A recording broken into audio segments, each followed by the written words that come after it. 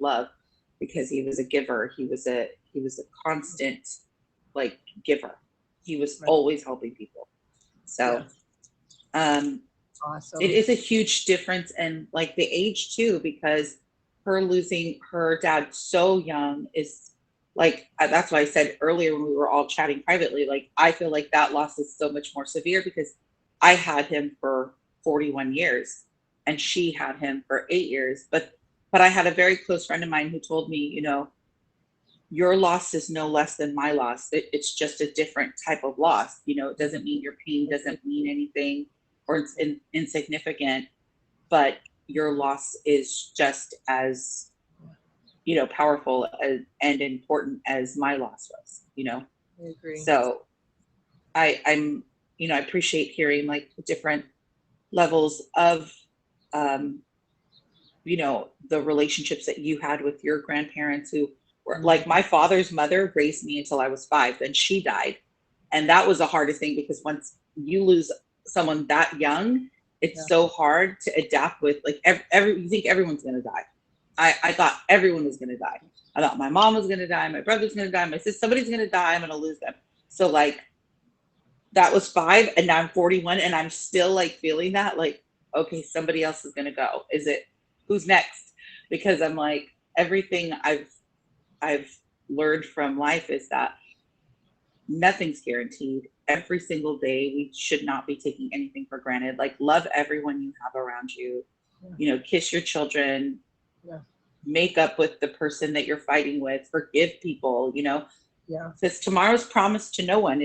We're not guaranteed tomorrow. So that's one of the strongest things that I could ever share is that it's Yeah. very powerful to to embrace your now today. I'm gonna let little Frankie Jr. in, and I Yeah. feel It's, now is kind of a good spot where she can come, we can jump in, and this is where it's a little bit different for us today. Normally we do one guest at a time, but both of these ladies came to me ironically and wanted to talk about the loss of their father. And in my mind I thought, you know what, we're all parents. Sometimes I know some of us, a couple of us, not me, a couple of them have little ones. So we kind of agreed to keep things smooth, and so we could just flow with it. That we were going to try this out, and I think it's going to go really well. So we had Frankie introduce herself just before Good Girl Gone Bad came in, and she talked a little bit about how she remembered dancing. What was the song? The hamster To dance. The hamster with dance her song. dad. And she remembers a lot of music always being around. And Good Girl Gone Bad, her father is the reason that she's pushed herself. He's use your voice, use your voice, use your voice. And so that answers my first question that I had for both of you, which is, how did your father inspire you to do what you're doing now? Because you guys both led with that a little bit. Um, but I'm going to ask now, is there what, I don't care who goes first if you guys want to work that out or whatever, but like, what keeps you motivated now?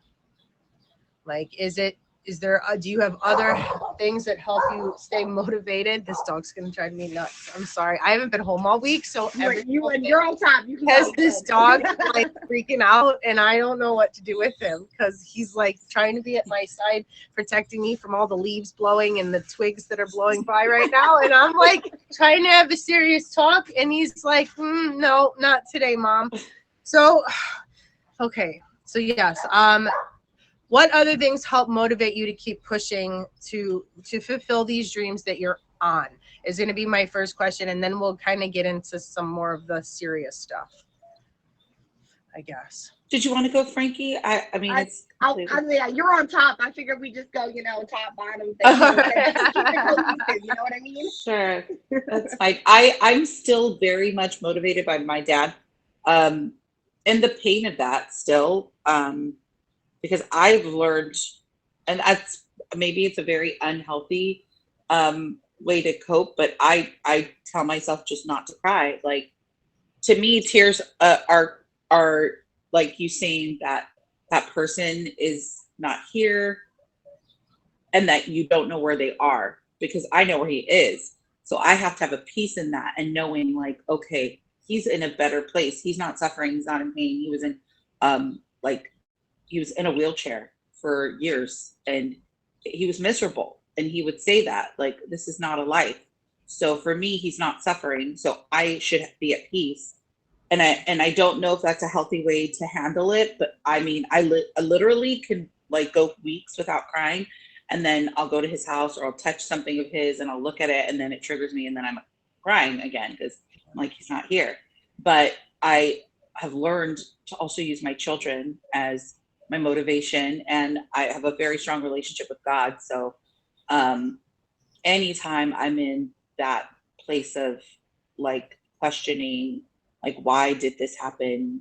Why did it happen now? Why did it happen? When I need him, and I can have those, conversations with, with God, and I use my children as a focus to keep pushing me for everything I do, every single thing. My daughter's she's a huge, like, fundamental piece of my life. She's 14 and she keeps me together. Really, she's the reason I keep on like functioning every single day. All right, Frankie, what about you? No, I definitely feel that. My son is my motivation. It's funny how everything in life, you look at it and it eventually all comes together as one. My dad's birthday was Christmas Day, and my son was born 9:58 Christmas morning. So, that it's just the fact that how everything comes together at one point or another to let you know that their spirit is still there. Their spirit is around. They are alive. They are well. They are there with you. Whether you look at it as a guardian angel, whether you look at it as, I look at it as my father's spirits in my son. They did that to mess with me. He's up there laughing at me right now saying, you thought. And that's my motivation to keep going. I went a while without doing my music, and then once my son was born, I finally picked up my guitar again. I finally started writing again. I finally started feeling that inspiration and feeling that passion to do what I know I should have been doing this whole time. Yeah. Like he is what gives me the strive to get up every morning, even though sometimes I know us all as parents get up and it's like, damn, I wish I didn't have to parent today. Excuse my language, I'm sorry. We get up and we sometimes we're like that, but he is the reason every day I keep pushing and striving to be a better human, a better person, and to get over the things in life that maybe I haven't gotten over yet, so that, I have a better mindset for my son. Yeah. All right. So thank you again. Both of you for being here and being willing to talk about. I guess I want to have the positive vibes going a little bit before, because I know that the tears are coming. So I guess you could say I'm procrastinating or prolonging. But I don't know. Either both of you sort of had your topics picked. So I don't know if good girl gone bad. What is it that you want to share with us? Like what is your main lesson that you've taken from this? And then Frankie can kind of chime in and then, switch roles. So for me, the ultimate lesson I'll always tell people is love is like the strongest thing that you can ever feel in this world. There's nothing stronger than that, whether it's a love that's romantic, a love between a mother and a child, the love between, a parent and a child in any way, like any degree, whether you're old or young, grandparents, siblings, friends, like these relationships, like all of them, every single one of them that you cover in love are like completely, solidified in that they will continue to be with you even when they're gone. And we have an ability to grieve in healthy ways and unhealthy ways, because like I have my brother who didn't handle the loss the same way. He went towards using drugs and coping in that way. But I felt like his suffering and his pain were just as valid as mine, even though I didn't handle it that way. It was like, okay, I'm not gonna judge you, but this isn't what our dad would have wanted you to do. Like he wouldn't want you to go start using because he's gone. He would have in fact been furious, like, what are you doing? Um, but for me, it's like when you keep on loving on someone and showing them like, I'm here for you, I love you, doesn't matter, you know, what you're struggling with.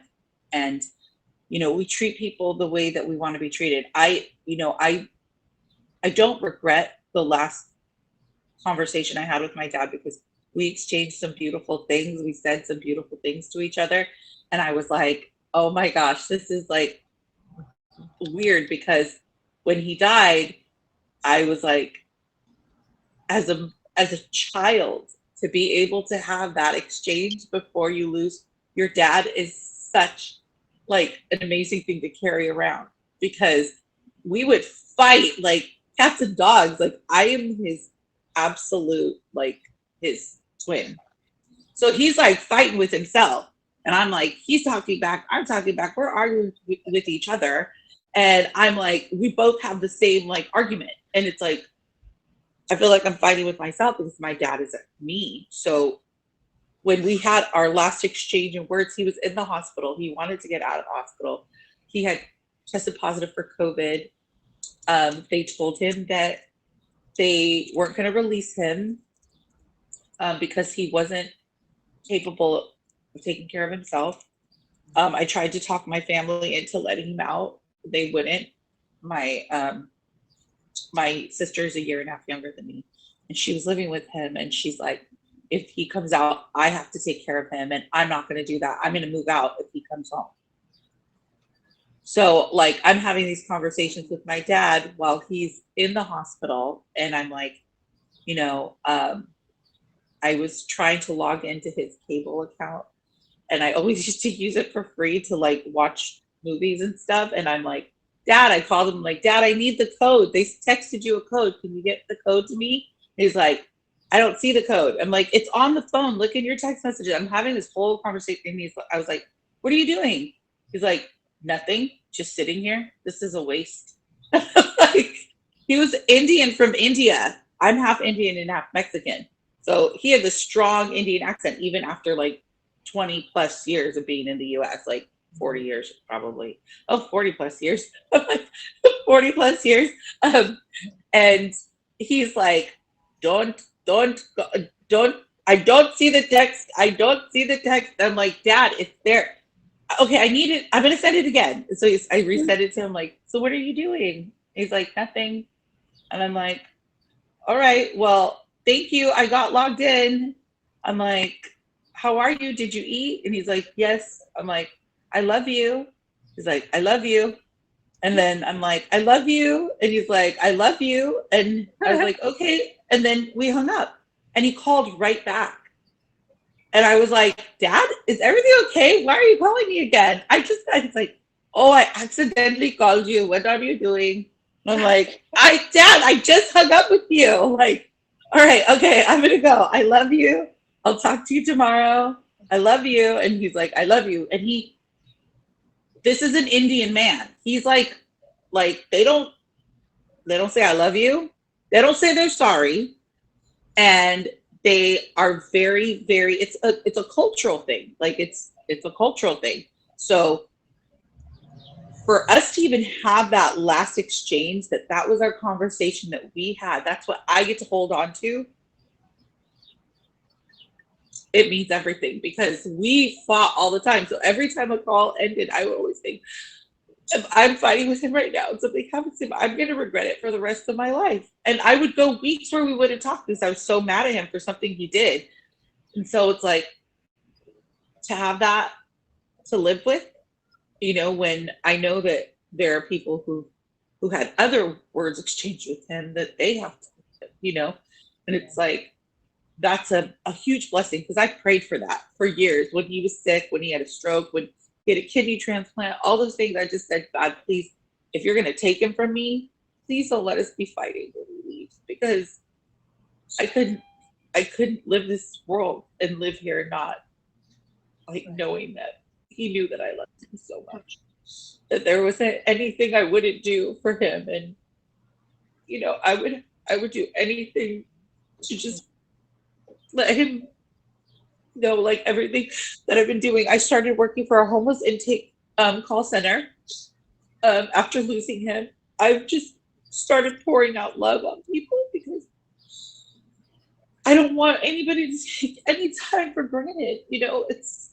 really hard to like walk this world and not know when you're going to see somebody you love again. You know, somebody who did everything. You know, to support me in every aspect of my life. So uh, it's really heavy because it's like it's so fresh. It's very recent. So I lost him January 25th of this year, and they did say he died from COVID because he was testing positive. He had a heart attack as a occurrence from the COVID. I didn't even ask because I didn't want to know like how everything happened. I just knew it was gone. So um, he definitely inspires me every single day. And I feel like I can hear his voice like yelling at me when I'm doing things he wouldn't want me to do. He's like, "You're not do that." So Yeah, I hear my grandpa yelling at me all the time. And he's gone. It'll be 22 years in November, and I still hear him yelling at me. I hear 5:30 in the morning, you know, like I should have a garden going. And when I had the garden going, you need to wait. I hear time for pulling weeds. Last one out of bed's a rotten egg, you know. And I'm like, oh man, it's 5:30, Papa. You know, and you get up all grumpy and you're cranky and you're huffing and puffing, and he's cracking jokes, making you more mad. You know what I mean? yeah. So, yeah. And then eventually you wake up and you're like, all right. And damn it, I would give anything to have those mornings back, you know? Just one more where I actually paid attention to why he did some of the things he did. And I didn't just do it because he told me to, you know? He tried to teach me the ways, but I was stubborn as a mule.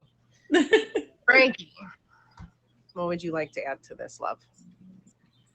I mean, I'll mean this in any kind of disrespect. You know, I say here and I listen, and you know, this is the beauty of seeing it, of having it from a different perspective. You know, I didn't get the opportunity to spend those years. I'm not gonna sit here and lie and say, you know, listening to you guys, I'm not a little jealous. You know, it's different having a parent taken from you at a young age, not being able to get those, opportunities to, you know, grow up with your dad and learn from your dad. You know, a lot of people, who have dad issues, they like to call them daddy issues. With either dating older men or using and doing things like that. These all sprung from the same pain. Is what everybody has to remember, though.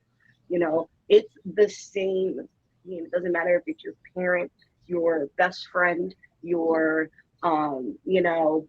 your cousin, your sister, your mom. It is the same pain, no matter what time in your life you lose somebody.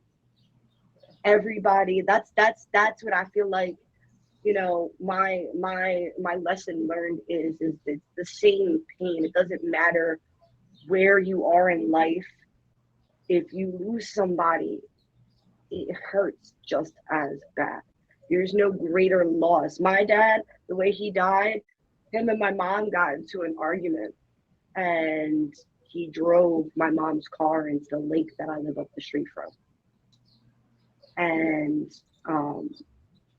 he drove the car right in, and then a fisherman was night fishing and called 911, and they found my dad on the bank, as if he realized his mistakes and wanted to climb out and go, and he didn't make it. He died of hypothermia.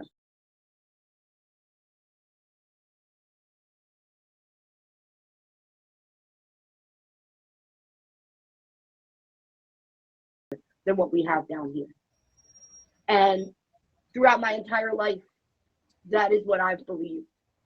As I got a couple years ago, I had a conversation with my mom. We were walking around. There was a bunch of yard sales going on. Actually, last year when I was pregnant, we were walking around, and I asked her some honest questions that I needed to ask. My sister told me when I was younger, that my mom and dad would have gotten a divorce, and that really struck me. Being a daddy's girl, it's like, what? Nah.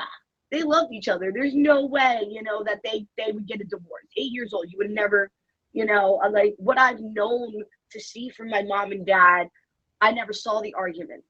And that's what my mom told me. She said, we argued almost every night in the bedroom. And my room was right next to theirs, and, she's like, most likely we probably would have. And that struck a little different to see all these years you have this, and my mom said this to me. She said, I don't want you to take your dad off this pedestal that you have because he treated me different. He didn't treat you girls different. He just treated me different. And I said, Mom, and that's why I have the perspective that I have, that everybody should be treated equally no matter what. Right. If there's a way to make a compromise, you should make that happen. Yeah. And that's throughout, like, honestly, that all of that is the lessons I have learned, losing my parent at such a young age. At my dad's funeral, I had, I don't know how many people line up in front of me and tell me, you're now the man of the house. 8 years old. 8 years old. I was told I had to take care of my family. And that's what I did. I worked at my grandparents' cell phone shop for little chunk change, little $10 here, little $20 here, little $5 here, little sweet little, you know what I mean? Let's say a little chunk change nowadays, okay? But like, to me as a kid that was taking care of my family, I give it right to my mom and be like, here, I made this today. Aww. And then later that week, she'd probably treat me to McDonald's with that money that I just worked my butt off getting, but you learn that growing up, and it's not, all of that has created little Frankie Jr. My dad's name, Francisco, we're not going to give the legal last name, he is a junior, but to me, he's my senior. Yeah. We're not going to give governments out to debt, but, so that's where it springs for me,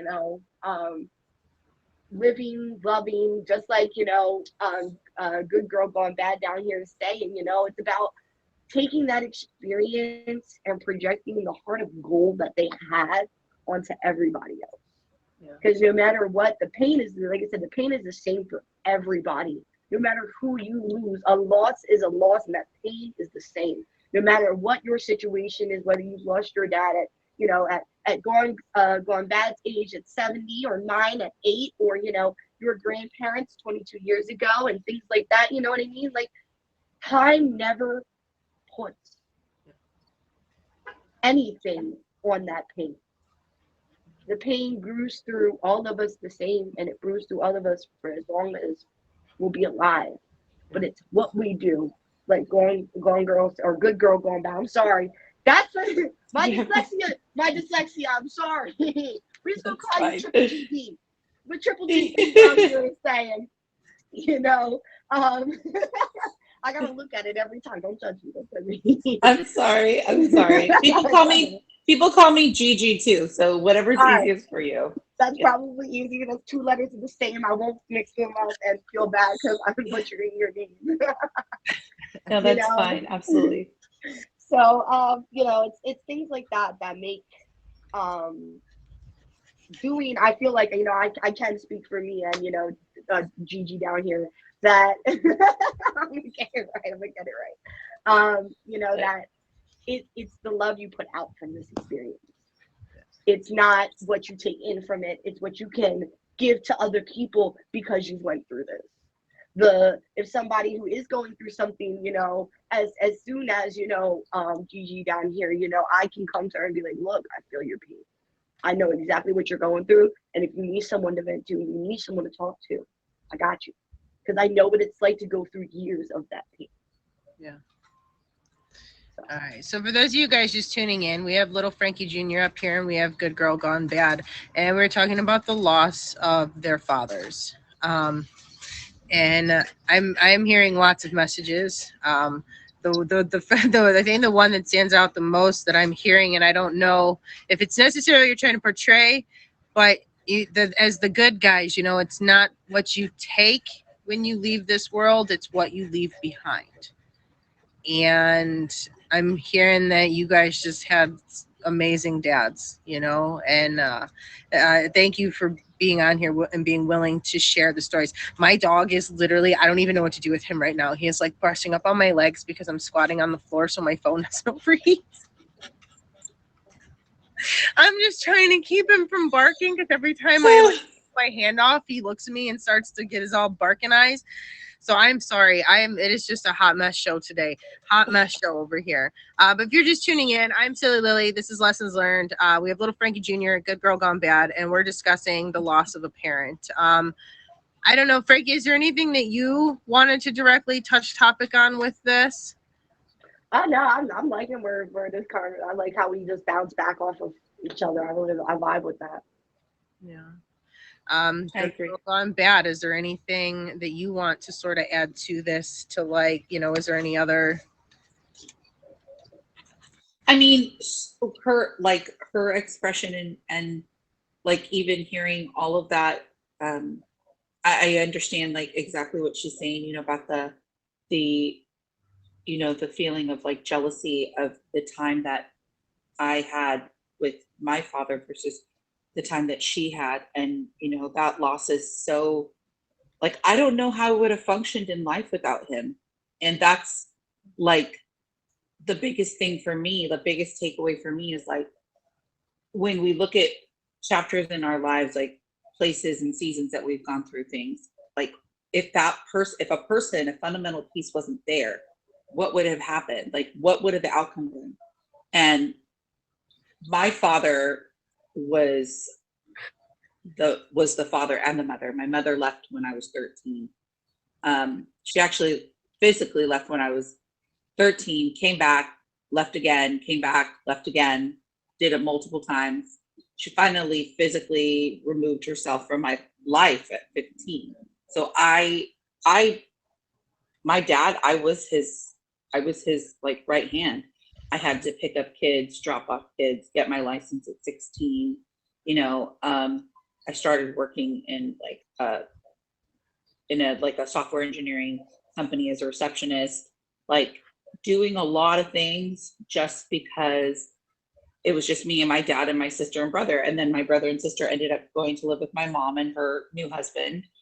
And but I never left him. So my connection with him was so different than my siblings because they were in and out of his life and I wasn't. I was constant. So for me, he was constant for me because there was a time when I was like maybe like 15 and I was getting really bad like medical issues because of the stress of my parents' divorce, and I was getting like holes in my stomach from anxiety because my stomach was building up like this acid that was causing my body to react where it was like making holes in my stomach. So I'd be in excruciating pain and crying and crying. And one day he came and I'm pressing my stomach and I'm crying and he comes and pressing my stomach and he's like, I know you want your mom, but I'm sorry that I'm the only one who's here. And then I started to cry and he's crying. We're both crying. And I'll never forget that because I'm like, he knew like, yeah, I don't really want you. I really want mommy. But, he was trying to do the best he could. And that's like, all I could say is like, he did the best he could. He was really rough around the edges. And that's why I'm so girly and rough around the edges. Like, I'm a little bit of everything. So it's like, Yes. you got me where I can change a flat tire, but I can also bake a freaking pineapple upside down cake. And I'm like, I'm a girly girl. You let me know when I can come over for that pineapple upside down cake, okay? We can work together over a pineapple upside down cake. And he cooked, so I learned how to make like Indian food, butter chicken, like I can also like sing because my dad used to sing. So it's like I feel like so much of it came from him. So like not having that relationship I don't know what I would have done. Like, I don't know what life would have looked like if my dad would have left when, like, I was younger. Because like even I graduated high school, I was the only one out of my brother and sister to graduate. My mom didn't come. She missed my prom. I had to drive to her house to see her on my senior prom just so she could see what I looked like going to the prom. She wouldn't come and see me. And it's like, those things as a parent now, like I am so big about those moments for my children because I never want them to say, like, you were not there. I'm 41 and it still affects me. And I love her. I love her. I have had to find a way to forgive that. But the more that I think about it and losing him, I'm like, I feel like an orphan, even though my mother's still alive. I feel like there's not that person, that person who's like on my team, who's going to be like rooting for me. Like he was always my biggest fan. We'd go anywhere. He'd be like, my daughter's going to sing. I'm like, no, I'm not. She's going to sing happy birthday to you. No, he would have me singing at all these like big political events. And I'm like, Dad, I do not want to sing the Star Spangled Banner. So it was him pushing and pushing and pushing. And, finally I gave in. I was like, all right, maybe he's got something. Maybe he's right. I don't know. I don't know. That's crazy. So many messages. So all around you guys, if you're just tuning in, I'm Silly Lily. You're watching Lessons Learned.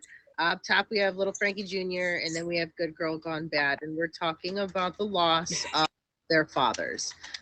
Frankie lost hers at a very young age, whereas Good Girl Gone Bad has just recently lost her father. So they were, the differences in the different types of hurt, I guess, you endure, whether you lose them at a young or an older age. When you lose them when you're younger, you have all the what if questions, and then when you lose them when you're older, you have all those memories, which makes that part hard. So I think that it's just, people have to understand it's equally hard for everybody, no matter what the age, because there's different stages and phases of the recovery and of how you're able to process this. Certain people can process and move on sooner than others. People like me, it takes me a really long time to process and to accept. Acceptance is my biggest thing. I'll see it in black and white, but this doesn't let me believe it for a really long time when I have a loss. I'm going to say my grandfather, what is this? It'll be 22 years in November. And I still hear him. I still feel him. He's still with me. And he has done a lot of yelling at me lately, y'all. Well, I heard you was getting into trouble lately, so. You know what, though? I went on this vacation, and I have not seen a bluebird since last year. And I sat out on the deck, and I just was thinking, God, this is just so beautiful, and the property. And I just got to thinking about gardening, because that's where my brain always flows. I love to garden, okay? I miss market.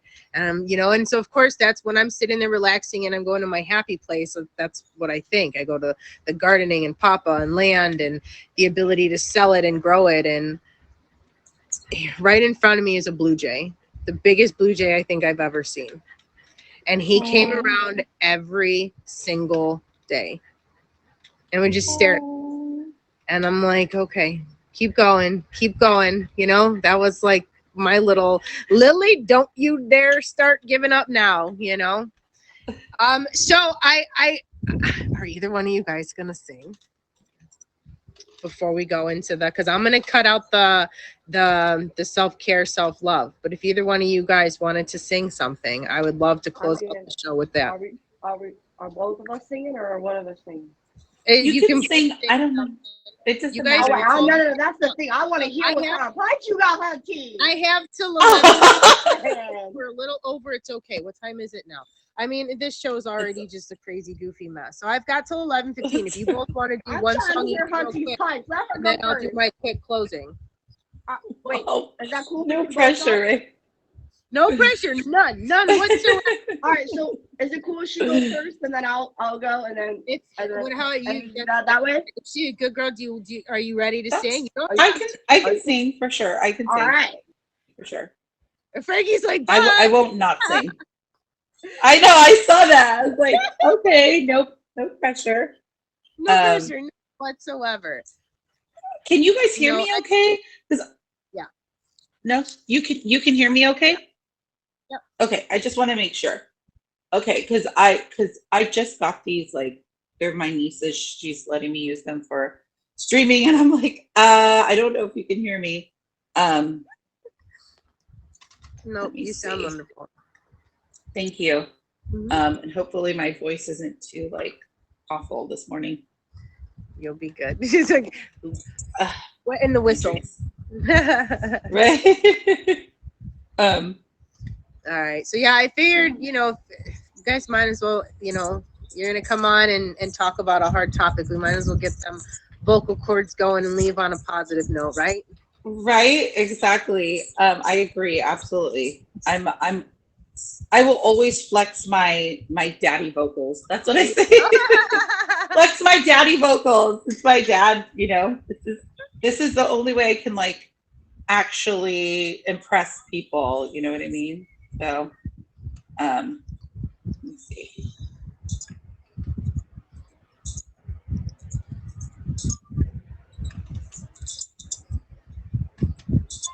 Can you hear the music a little bit?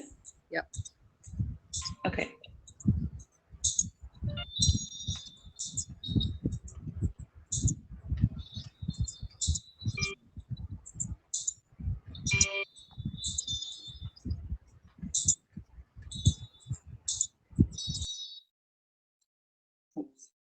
Oops, it just stopped.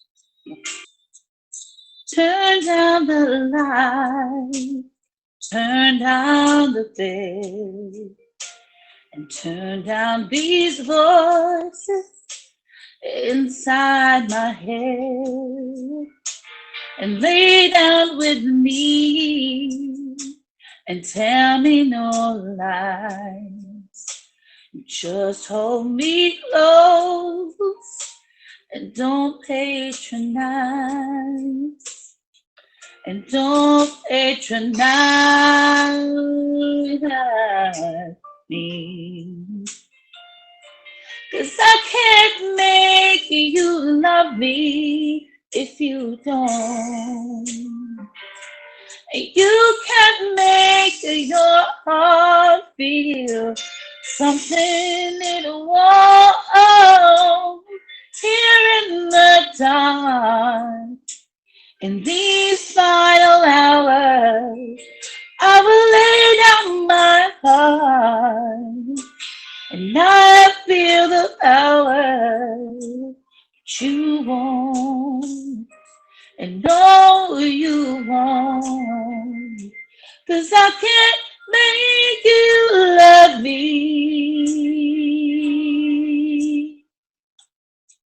if you don't.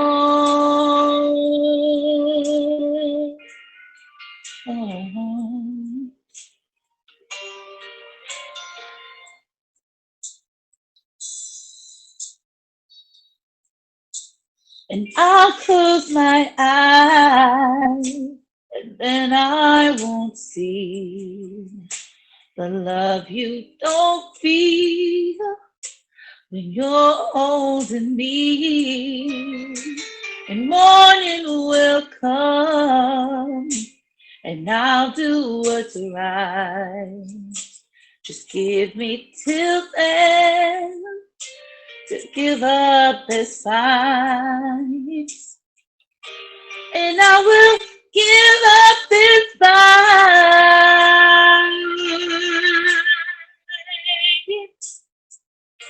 'Cause I can't make you love me if you don't.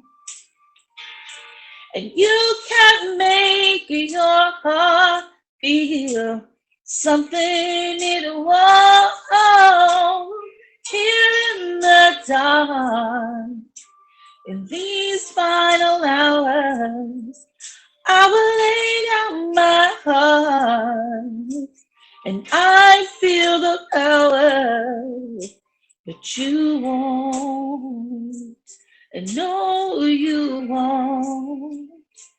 'Cause I can't make you love me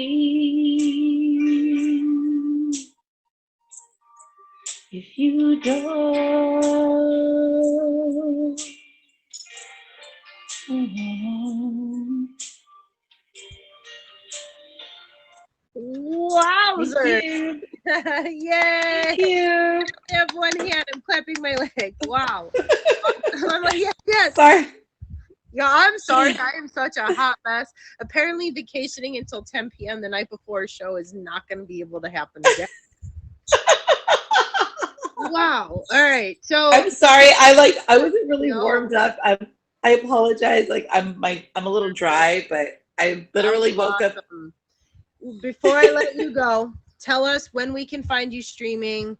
Do you have an IG? Is it hooked to your profile? Tell us what we can expect when we come to your stream.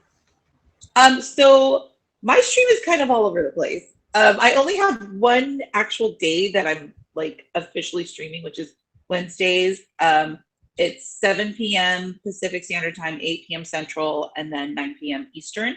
Okay. And I do Women's Wednesday. It's like a basic like forum, like kind of like The View, I guess, like a TV show, whatever. So it's to help like women discuss topics that are really important to us. And then men are welcome to jump in. Like we want men in there. We're not saying no men, but it's officially like a lot of stuff that has to do with like points of view for women. And we like men to be there so that they can hear our points of view. And it's this week we're doing like red flags and like how to figure out like how to get out of a relationship that's got tons of red flags.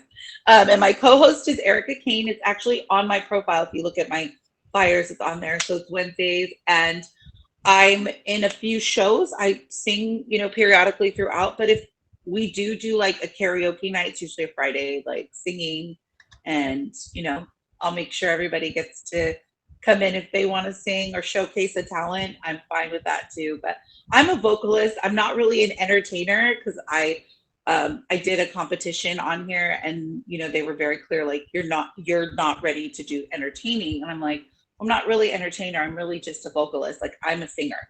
My strength is singing. I'm not an actress. I don't do costumes and stuff like that. Right. I'm really good at singing. So I'm gonna sing. So that's my power. Right. But I appreciate you so much for having me here, and Thank you for being such here. a blessing to be here, and an honor, and being able to chat with little Frankie as well is really great. Well, thank you so much for being here. I'm sorry my phone went haywire there in the middle. For one, thank you for being here. Two, I'm very sorry for your loss. And three, just know that if you ever need to vent, I know Frankie will be there. I'll be there if you need us. There's a good group over here. I have a really, really awesome support group of red people. So hopefully you'll come by, and I think they'll be visiting you. So awesome. Thank you so much for having me. It was such a pleasure. Thank you again. Thank you. All right, Frankie, you ready, girl? I'm hitting that plus sign, mamacita.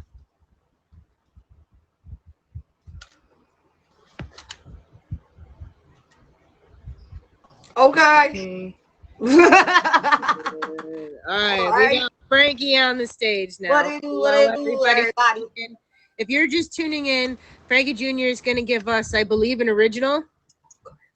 And so I am very, very excited to hear this. Again, I love this song. I'm going to mute myself because I'll be singing with it. I take pride on, apparently, people like to say I take pride on making catchy, what are they called? Like choruses. So this is a little something I like to call, it's called All This Hate. Recently, I've been going through a lot on this app.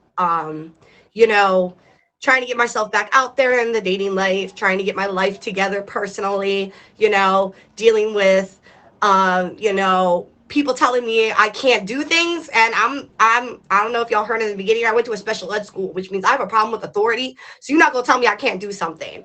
This is a little something that I put all together, all these feelings of just general life, app life. everything just in this song. So I hope y'all can take something from this and use this to fuel your fire to keep pushing on and keep going no matter what. Hey Google, repeat this song. I didn't even what I'm saying. I'll go back on the saying.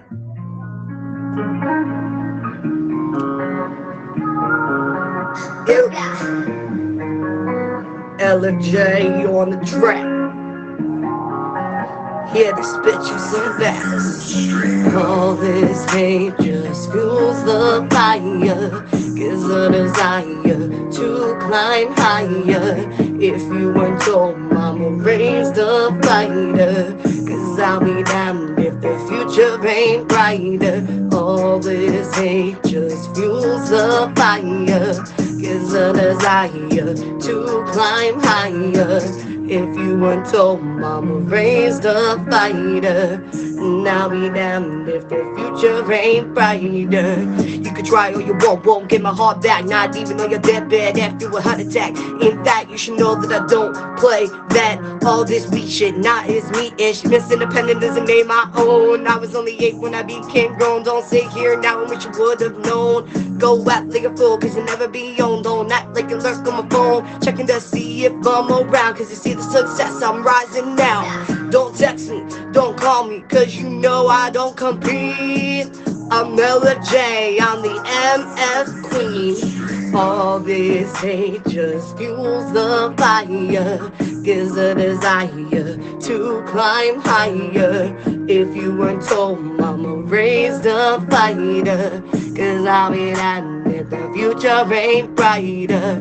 Now let me guess, you're doing all this to put me through a test, trying to see if I can handle the stress, trying to see if my patience exists. Well, what are you actually gaining from this? Is this some kind of trick to get me out of character? That's it, but I won't let you affect the goal.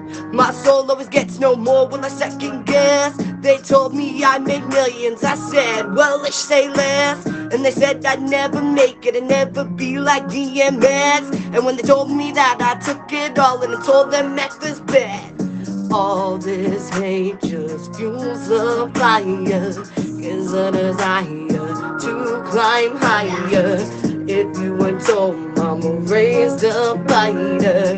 And I'll be damned if the future ain't brighter. All this hate just fuels the fire, gives a desire to climb higher. If you weren't told, mama raised a fighter. Cause I'll be damned if the future ain't brighter. Hey Google. Pause. Yay! Frankie, Thank you. That's called All This Hate. Frankie Jr. Holy cow! All right, Frankie, give us the rundown. When do you stream? When can we find you? That was amazing. But we gotta hurry up. We got like less than. I got you. I am a very early morning streamer. I have an infant, so I'm always up at like 5:30 in the morning. So usually I start my streams anywhere between 7:30 and 8:30 in the morning Eastern Standard Time, and I'll usually go till about 11 o'clock. I like to go to class. Panda, Top Badge on this app, has a class that teaches everybody on how to grow on streaming. If anybody would be interested in that, any new streamers that came in here, definitely check that out. Monday through Fridays, 11 a.m. Eastern Standard Time. I have a battle royale, as you can see, coming up. 7:15 is a 5-coin battle royale. All I ask is that y'all start watching your videos now. This weekend, y'all, if you don't know, Silly Lilly, your host herself, is in my Meet Me's Got Jokes. It is a night of laughs. Make sure you come, you bring your drinks, you bring your popcorn, and make sure you work on your spit takes because you might just have a few of those. It is a night of laughs, a night of fun. I have a great lineup for everybody. The judges, there are judges, beautiful Top Badge Ash Marie, and the beautiful Top Badge Jill with a G is my beautiful hosts, or judges, excuse me. We will be having a DJ. Good Girl Gone Bad, I want to talk to you about opening for me possibly August 20th if you are available. I'm hosting a small streamer battle royale. Also at the end of this month, on the 23rd, I am in with Top Badge Jill with the G's Winter Queen auction. Oh my God, is that enough? Okay, thank you. Love you. And I'm going to go through mine. You you. gave me about a minute and a half to run through my spiel. Okay, love you. Bye. All right, you guys, really quick. I end with a quote and a question every single week. And my quote is, you may be disappointed if you fail, but you are doomed if you don't try. You may be disappointed if you fail, but you are doomed if you don't try. What food would you like to try that you have never eaten? We're doing a lighthearted topic one. Okay, this can go in all aspects of life. Don't say it now. We're going to answer this at the beginning of next week. Okay. Also, I am, as you just heard in Frankie Jr.'s Meet Me's Got Jokes. I have a list of dad jokes. It's going to be horrible. I don't know. She bribed me into this. I'm scared and I'm nervous, and but I promised. So we're gonna show up with the list of dad jokes, and we're gonna do the best that I can. And I mean, anyways, I'm just a funny person generally, so hopefully it goes smoothly. But it could go terribly. And then I am not in OG Lucky's big hair thing. That's Wednesday. I am July 21st. Oh, less than 2 weeks, you guys. I'm gonna be 41 years old. And then on July 23rd, I believe it is, Jill with the G's Win a Queen auction, or is it the 25th? I don't know. I'll put it up on my IG. I am in Win a Queen auction then. So, oh, I think that's all I have going on. You guys, remember, I love you. I believe in you. And never, ever, ever give up on your dreams. Okay? And I'll be back live in a few minutes. But I'm going to end this now. And I will see you guys in a little bit. Bye.